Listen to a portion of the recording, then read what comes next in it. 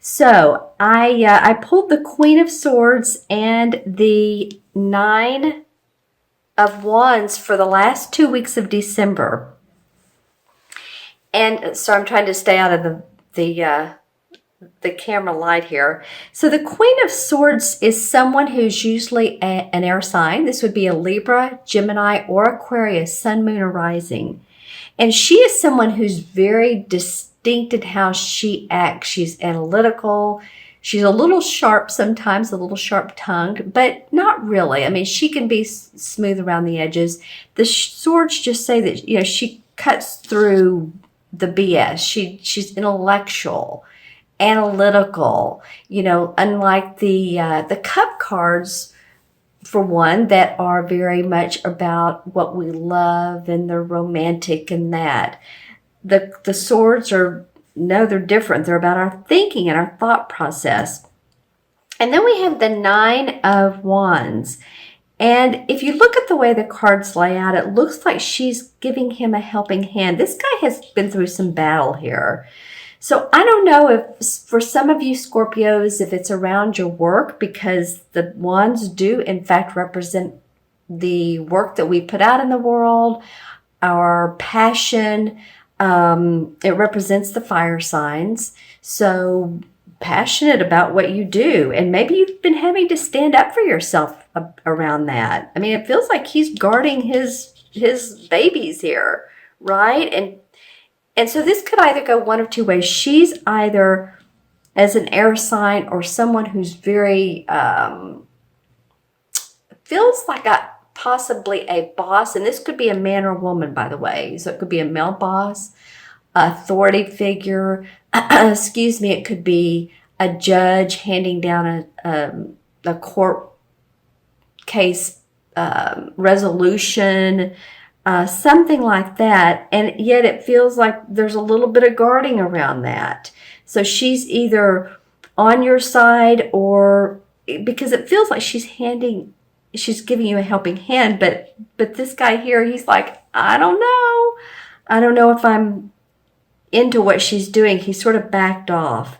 So I don't know if someone of the air sign, it might be someone's wanting to help you and help you get to your where you want to be with your job. Maybe your job is like, I don't know if I'm doing the right thing, or if I'm having to cover for myself, cover hours for other people.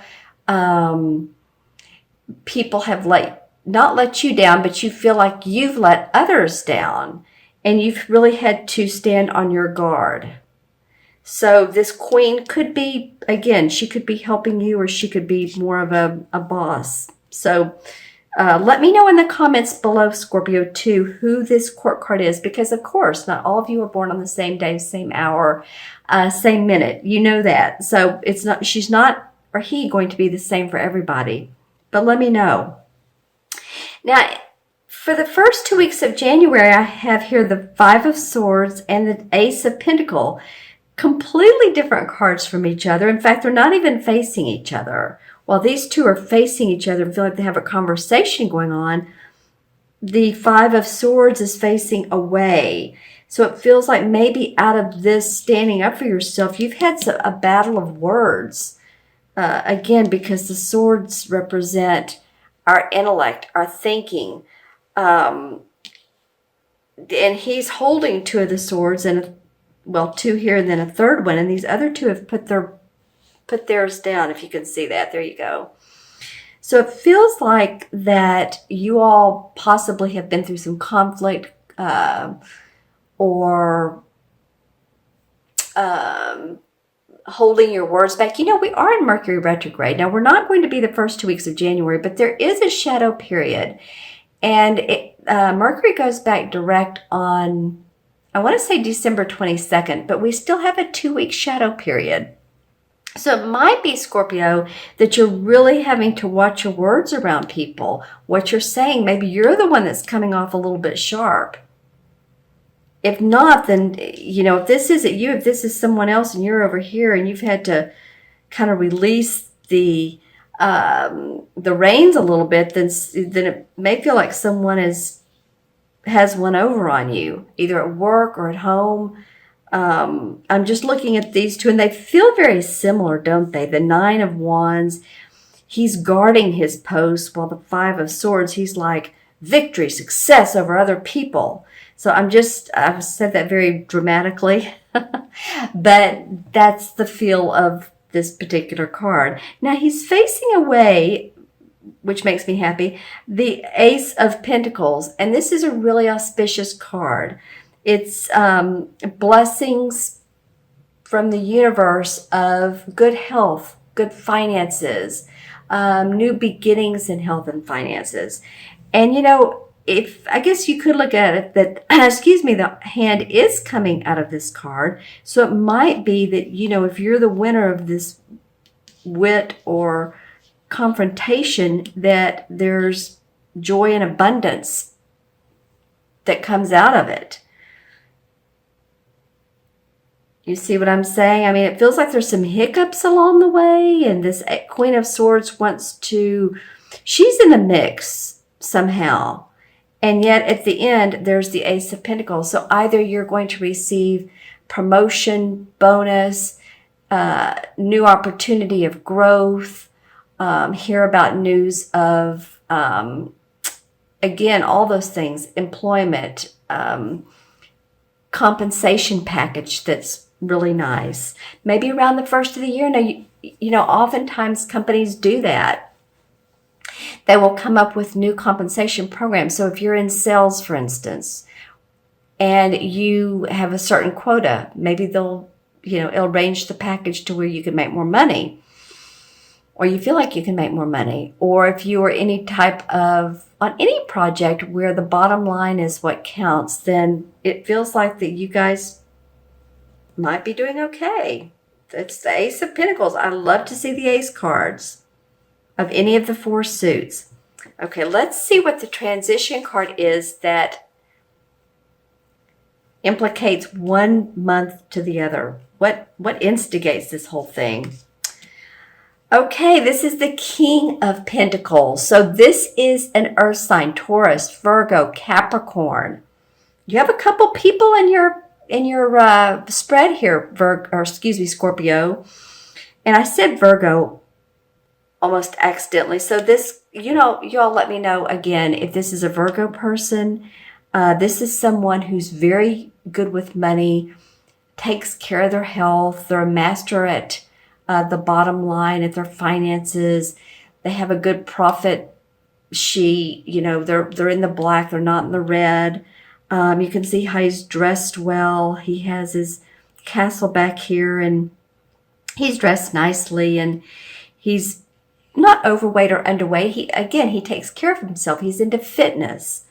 So it might be that any of you all that have not been feeling well, that, by the mid of January, that you start feeling well, which would be great, because that oftentimes January, February can implicate more of the cold and flu season, but maybe you're getting past that.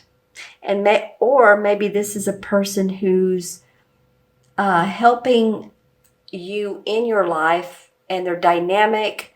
They're helping you structure your finances. They're giving you ideas on investing, stock markets, that sort of thing. Because I do feel like you come out really nice here towards the middle of January. All right? I'll look at the crystal and see what's up for Scorpio. Okay, Scorpio. Well, okay, this is a visual of, it looks, all right. This is a bird. It looks like both a pelican and a hawk. So just saying, this could be a totem animal. I have a friend that anytime she sees a hawk, if we're in the car, she's like, there you go. It's just very special to her. It means a lot to her. So you might want to Google the meaning of hawk and or pelican, because this looks like a long-beaked, possibly long-necked bird. This is not, it could be an ostrich. It could be, I'm just saying, if this means anything to any of you all, if you have totem animals, totem birds, all right? Okay, what else for Scorpio? I'm also seeing I guess what you would say, a spiritual or religious figure.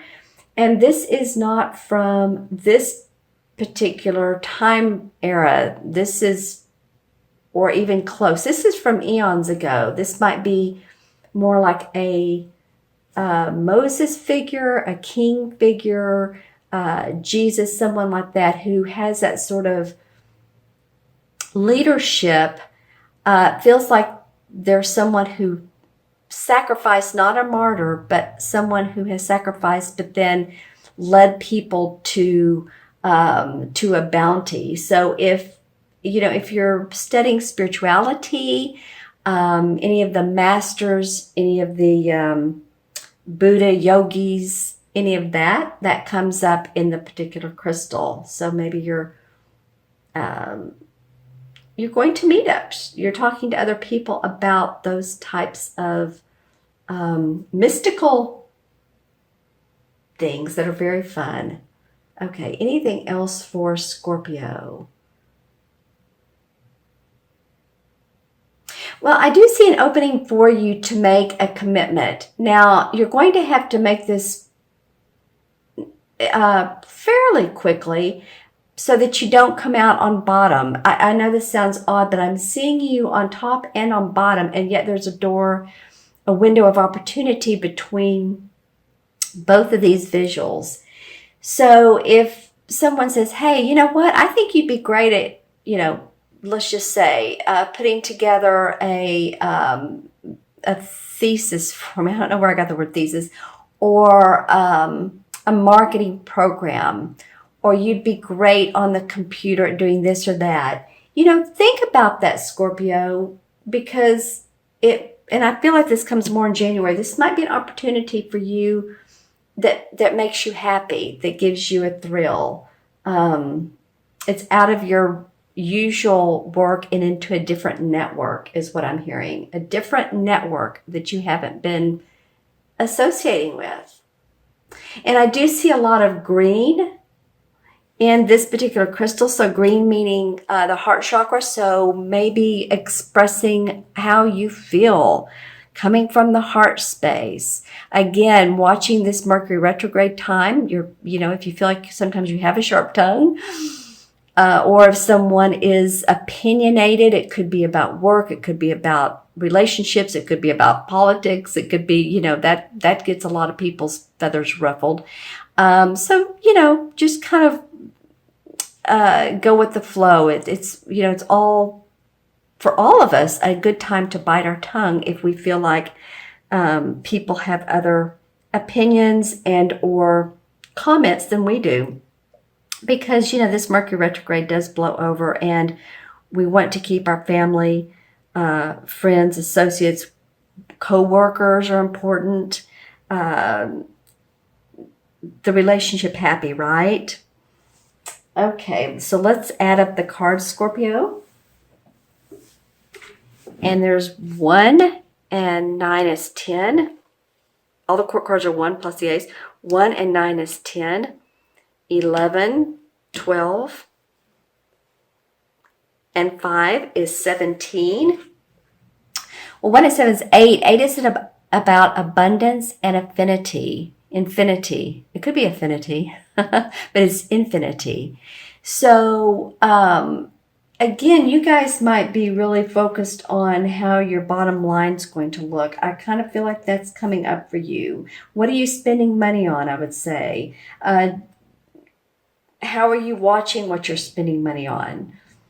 How are you saying, okay, well, I'm going to hire someone to clean, but I also want to get a massage. It's those types of things. And then 17 in the major arcana cards is it's the star card. And I want to go back a little bit to what I was just saying, watching your bottom line and how you're spending on each expenditure. Your balancing act for allocating different monies. Okay. All right. So this all adds up to the star card. and number 17 in the major arcana. And this is really a misunderstood card. If you'll remember, it's the card where it's a nude woman. And she has one foot in a pond where she's flowing water, and she has another foot on the ground, and there's stars all around her. So usually this card indicates to me that your angels and your guides are around you. They're giving you messages. So if you're getting intuitive hits, Scorpio, then that wouldn't be unusual for you anyway. But notice them, acknowledge them, follow through with them. This is also represents the astrological sign of Aquarius. So maybe if you have any Aquarian friends, it also is, we're moving into the age of Aquarius, which is fun. The major word for this particular card also is hope, for the star card. So I feel like with these different issues, communication, standing up for who you are and what you've done and your work, and this here, that I still feel like, you're feeling like, okay, there's still a lot of hope. We're all going through, I say we all, a lot of people are going through transitions and transformations right now. So you might be very well one of them.